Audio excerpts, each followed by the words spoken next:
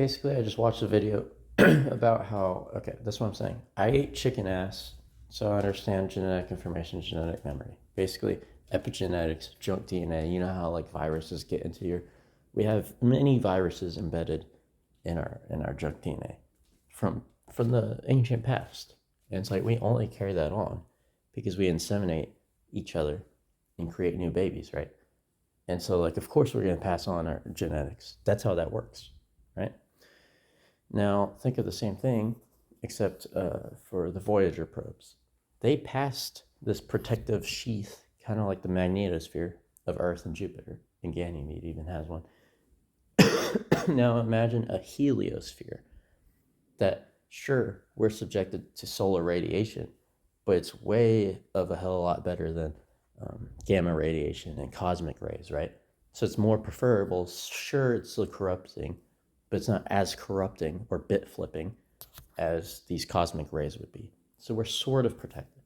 Now, once you get outside of that, it starts bit flipping you like crazy, which is what's happening to the Voyager probes, which is why they're sending and receiving incorrect telemetric data because they're getting bit flipped like crazy. But their physicality, their physical location in space time still exists. They just can't tell where they are because of this bit flipping. And you didn't take into account this bit flipping well enough because you didn't understand at the time you sent them out.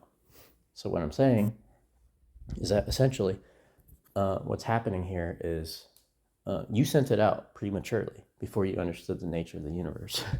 And now it's suffering because of that. I'm saying it's creating all this quote unquote junk data from this quote unquote corrupted dead computer, which is actually just the antithetical computer readout, I guess, data set of what you assume is the correct system that is still working. That's what I'm saying. It's bit flipping, creating this antithetical version of itself. So now it has this dead computer with junk DNA, which look into epigenetics, look at what that means, look at viruses, look at junk DNA in humans, and then apply that same logic and knowledge to these computers on the Voyager. So I'm saying if you build a system and anything that goes against that system is seen as corrupt or against the system, that's what I'm saying. If you build a patriarchal system, you're going to think that anything matriarchal is data corruption, is junk DNA. You're going to see it that way. That's why I said, okay, simply validate womankind, and you can get past this day. You can see patriarchy and matriarchy as equal.